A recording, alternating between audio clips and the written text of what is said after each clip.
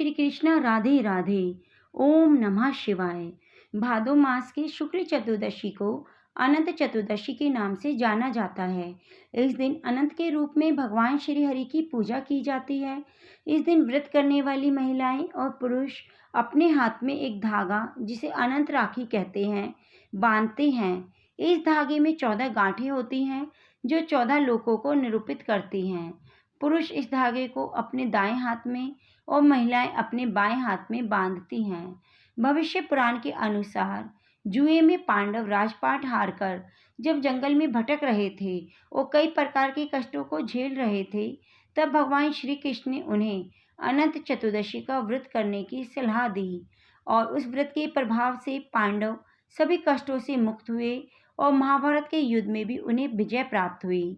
अनंत चतुर्दशी के दिन ही गणपति विसर्जन भी होता है, जो कि लगातार 10 दिन के गणेश उत्सव का समापन दिवस होता है। इस दिन भगवान गणपति की प्रतिमा किसी नदी, तालाब या समुद्र में विसर्जित की जाती है। चतुर्दशी पर सामान्य रूप से भगवान कृष्ण द्वारा युधिष्ठिर से कही गई कौंडिल्य एवं उसकी स्त्री शीला की कथा भी सुनाई जाती है, जिसके अंतर्गत भगवान कृष्ण का कथन है कि अनंत उनके अनेक रूपों में ही एक है, जो कि काल यानी समय का प्रतीक है। इस व्रत के संदर्भ में कहा जाता है कि यदि कोई व्यक्ति इस व्रत को लगातार 14 वर्षों तक नियम से करे तो उसे विष्णु लोक की प्राप्ति होती है। भगवान सत्यनारायण के समान ही अनंत देव भगवान विष्णु का ही एक नाम है। इसी कारण इस दिन भगवान विष्णु का ही व्रत और कथा का आयोजन किया जाता है और भगवान सत्यनारायण की कथा सुनाई जाती है। आज की वीडियो में मैं आपको सुनाने जा रही हूँ अनंत चतुर्दशी की व्रत कथा, व्रत की पूजा विधि और महत्व। इस वीडियो को अंत तक पूरी श्रद्धा और प्रसन्नचित मन से श्रवण कीजिएगा, जिससे आपको पूरी जानकारी प्राप्त हो सके। और कमेंट बॉक्स में ओम नमो भगवते वासुदेवाय नमः जरूर लिखिएगा। आइए विष्णु भगवान का ध्यान करते हुए श्रवण करते हैं अनंत चतुर्दशी की व्रत कथा। प्राचीन काल में सुमंत नामक एक तपस्वी ब्राह्मण था। उसकी पत्नी का नाम दीक्षा था। उसकी एक परम सुंदरी, धर्मपरायण, ज्योतिर्मयी कन्या थी, जिसका नाम सुशीला था। सुशीला जब बड़ी हुई तो उसकी माता दीक्षा की मृत्यु हो गई। पत्नी के मरने के बाद सुमंत ने कर्कशा नामक दूसरी स्त्री से विवाह कर लिया। सुशीला का विवाह ब्राह्मण सुमंत ने कौंडिन्य ऋषि के साथ कर दिया। विदाई में कुछ देने की बात पर कर्कशा ने दामाद को कुछ ईंटें और पत्थर के टुकड़े बांधकर दे दिए। कौंडिन्य ऋषि दुखी होकर अपनी पत्नी को लेकर अपने आश्रम की ओर चल दिए, परंतु रास्ते में ही रात हो गई। वे नदी तट पर संध्या करने लगे। सुशीला के पूछने पर उन्होंने विधि पूर्वक अनंत व्रत की महत्ता बताई।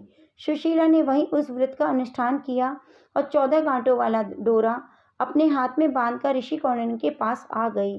कौंडिन्य ने सुशीला से डोरे के बारे में पूछा तो उसने सारी बात बता दी। उन्होंने डोरे को तोड़कर अग्नि में डाल दिया। इससे भगवान अनंतनाथ का अपमान हुआ। उसके परिणाम स्वरूप कौंडिन्य ऋषि बहुत दुखी रहने लगे। सारी संपत्ति नष्ट हो गई। इस दरिद्रता का उन्होंने अपनी पत्नी से कारण पूछा तो सुशीला ने अनंत भगवान का डोरा जलाने की बात कही। उसके पश्चाताप करते हुए ऋषि कौंडिन्य अनंत डोरे की प्राप्ति के लिए वन में चले गए। वन में कई दिनों तक भटकते भटकते निराश होकर एक दिन भूमि पर गिर पड़े। तब अनंत भगवान प्रकट होकर बोले, हे कौंडिन्य, तुमने मेरा तिरस्कार किया था, इससे तुम्हें कष्ट झेलना पड़ा। अब तुम दुखी मत हो, मैंने तुमने पश्चाताप किया है, मैं तुमसे प्रसन्न हूँ। अब तुम घर जाकर विधि पूर्वक अनंत व्रत करो। 14 वर्ष पर्यंत व्रत करने से तुम्हारा दुख दूर हो जाएगा, तुम धन धान्य से संपन्न हो जाओगे। कौंडिन्य ने वैसा ही किया और उसके सारे कलेश दूर हो गए। हे अनंतनाथ भगवान, जैसे आपने कौंडिन्य ऋषि के सभी दुखों को दूर किया, वैसे इस कथा को सुनने वाले, श्रवण करने वाले, हुंकार भरने वाले सभी के कष्टों को दूर करना। आइए अब श्रवण करते हैं अनंत चतुर्दशी की व्रत की पूजा विधि। अनंत चतुर्दशी का व्रत हिंदुओं के साथ साथ जैन समाज के लिए भी महत्वपूर्ण होता है। जैन धर्म के दशलक्षण का पर्व का समापन इसी दिन होता है। उस दिन शोभा यात्रा निकाली जाती है। प्रातःकाल स्नान कर कलश की स्थापना की जाती है। अष्टदल कमल के समान बने बर्तन में कुश से निर्मित अनंत की स्थापना करनी चाहिए। फिर शास्त्र के अनुसार भगवान अनंत के साथ साथ भगवान विष्णु और विघ्नहर्ता गणेश जी की भी पूजा करनी चाहिए। अनंत चतुर्दशी का व्रत भगवान विष्णु को समर्पित है। यह दिन माना जाता है कि व्रत करने वाले सभी व्रतियों को विष्णु सहस्त्रनाम का पाठ जरूर करना चाहिए।